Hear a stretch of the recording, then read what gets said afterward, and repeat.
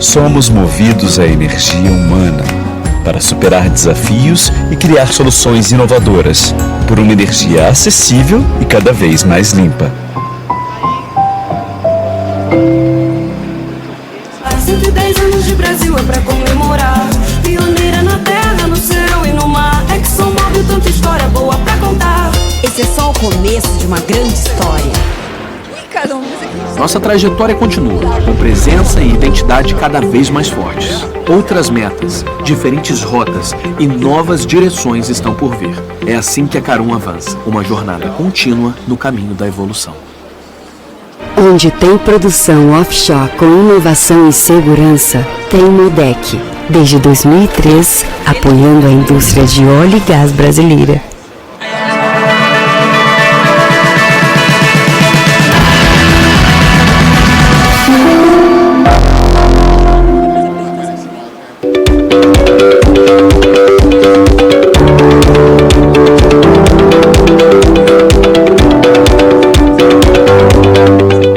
We are Solvay, an advanced materials and specialty chemicals company. Our mission is to optimize the planet's resources to help billions of people live a better life. Thanks to our clean technologies, a solar-powered plane was able to fly around the world. Our expertise makes us the leader in carbon fiber composites, delivering innovations that enable reliable and efficient offshore field exploration and help reduce carbon footprint. High-performance polymers and thermoplastic composites enable lighter structures, are inherently resistant to corrosive environments, and allow lower cost of ownership. Solvay also offers the industry's largest range of upstream chemical technologies for drilling, cementing, stimulation, and production applications. Our experts work closely with customer partners to innovate and design solutions to meet the most difficult challenges, while increasing efficiencies and protecting resources. We are a chemical leader with a strong history and expertise in core technologies, and we believe that chemistry is the key to sustainable oil field development. That's why we never stop demanding more from it.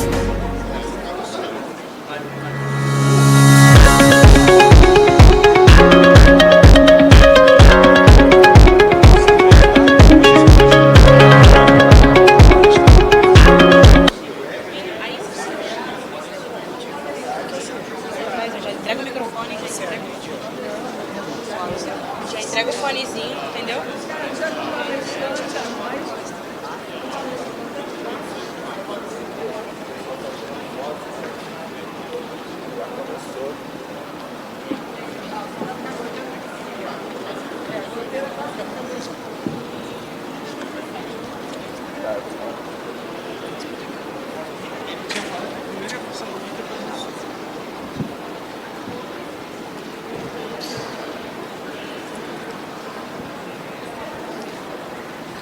Bom dia a todos, bem-vindos a mais uma sessão técnica da Rio Oil & Gas 2022.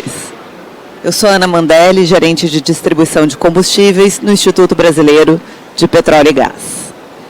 Hoje nós teremos a apresentação de trabalhos técnicos que são extremamente atuais para o momento que a gente está passando. A transição energética, ela nos traz desafios e oportunidades. E a busca por eficiência e produtividade se torna central quando a gente pensa no papel social e o acesso à energia.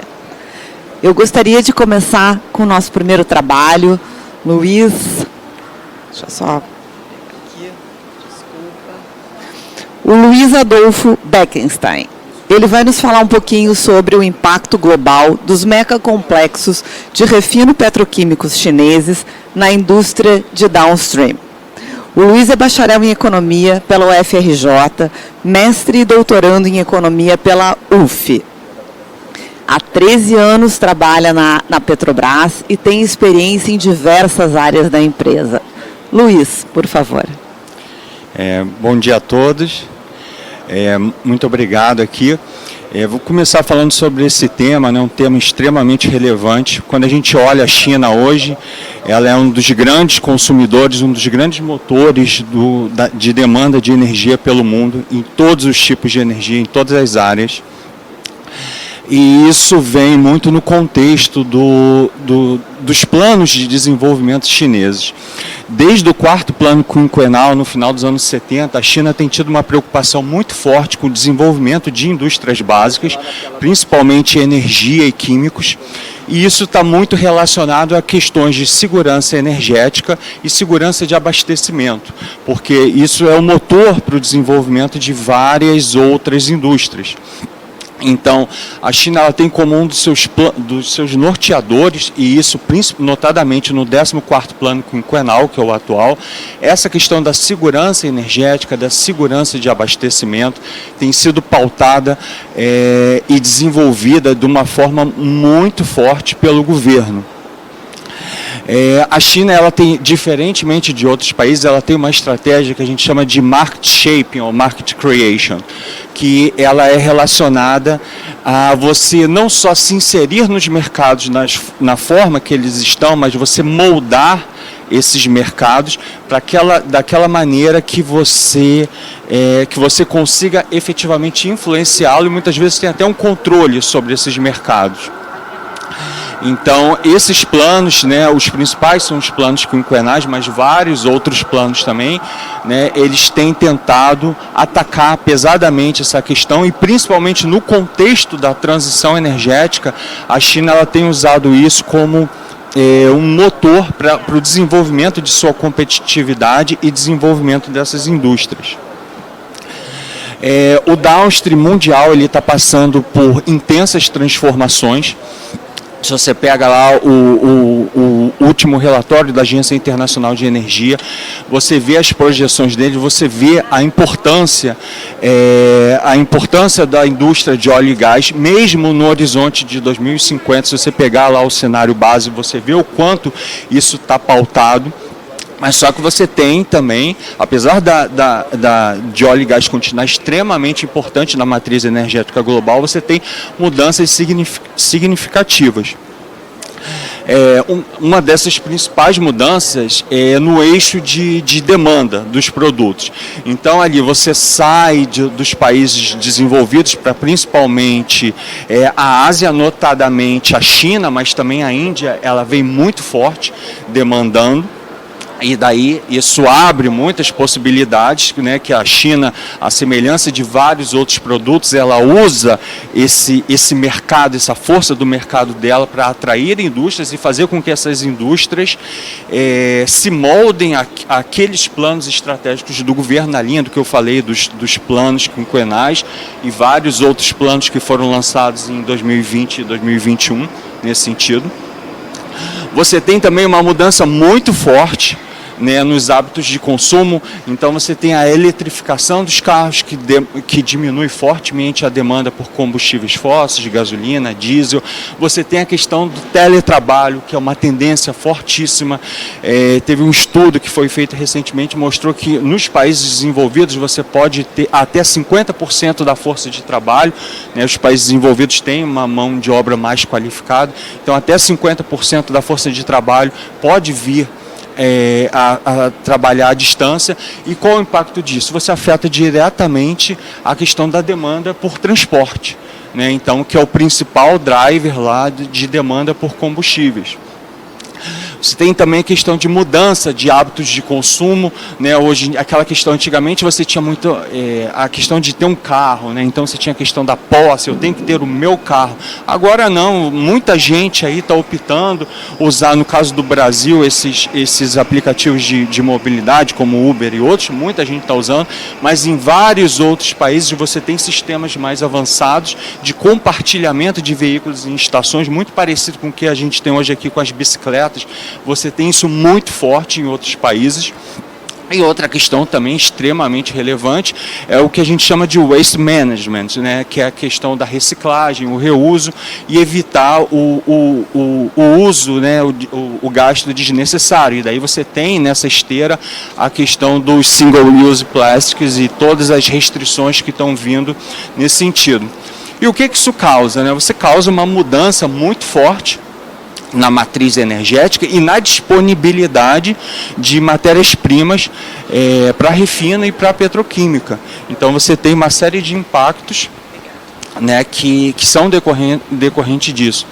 E por que a China é tão forte nisso? A razão é simples, né? Além dessa questão do mercado, que ela tem o maior mercado global e ela sabe usar, é uma estratégia conhecida, ela já usou isso, por exemplo, para a indústria do aço, é exatamente o que ela está fazendo agora na indústria do downstream, mas vários outros produtos também, por exemplo, PET, PTA, né? Então, várias outras, inclusive em petroquímicos, isso já é uma verdade hoje em dia. Ela sabe usar esses mercados. E para ela, antigamente o pessoal dizia assim, petroquímica, o nome do jogo é matéria-prima. Hoje em dia isso mudou um pouco. Por quê? Porque hoje em dia você tem outras condições que te levam, que conferem uma competitividade muito grande.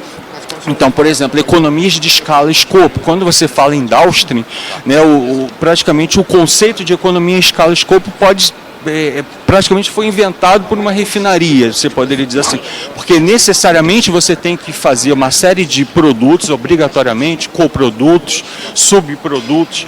Então, as economias de escala e escopo, elas se materializam de uma forma extremamente forte ali. Na China você tem a questão do custo de capital, que é fortíssimo. Eles têm os fundos setoriais que estão mais de $1 trilhão. Então isso aí, quase 15% é só para essa parte de energia renováveis, que é um capital que está sendo colocado com taxas, com custo de oportunidade, com custo de capital por vezes até negativo. Então uma empresa, e muitas vezes empresas privadas que se instalam lá têm essa vantagem. E você tem a questão de uma série de vantagens de EPC. Eles usam muito uma questão de conglomerado. Então, uma empresa que opera em óleo e gás, ela também tem uma JV ou um braço, que na parte de construção tem um outro braço na parte de engenharia. E isso também confere uma série de competitividade. E o que isso, né, como é que fica esse balanço, né? Então, a questão é você ter uma mudança gigantesca de preços relativos. Então, uma das principais teses desse artigo é que você não tem só uma mudança de demanda, você tem uma mudança estrutural de preços relativos, porque você não é tit for tat, você não está trocando uma coisa por outra, simplesmente. Uma pequena redução, ainda que todo esse movimento de redução de combustíveis não se materialize, uma pequena redução na demanda por gasolina, né, você gera um excedente de petroquímica aí na ordem de 50%, 60%. Então você tem uma mudança estrutural de preços relativos que te mostra que muda completamente esse jogo. E a semelhança disso, as empresas têm projetados complexos que chegam a ter yields de petroquímica até 40% maior do que as unidades tradicionais. E todas essas mudanças, elas têm algumas consequências e impactos, né, que é o título do artigo, no mundo todo, em toda essa indústria de refino e gás natural. Então, como esses novos complexos, eles têm condições de competir gigantescas, então provavelmente você vai ter um impacto muito forte nas plantas mais antigas e de escala menor, principalmente na Europa, mas nos Estados Unidos também. Essa mudança dos preços relativos, lembrando que essa competitividade do etano, ela tende a diminuir e até em algum tempo até se cruzar, inverter isso, porque do momento que, como grande parte do gás que é produzido em várias partes do mundo é gás associado, no momento que você demanda menos óleo, você afeta essa competitividade do etano também. E qual vai ser a consequência disso? Você vai ter sobrecapacidade, né, em uma série de produtos, e a China vai botar esses produtos, vai exportar, que nem já está sendo feito em vários, PP aí está acontecendo hoje, não é nem uma tendência para o futuro. Então, acho que é isso. Muito obrigado. Luiz.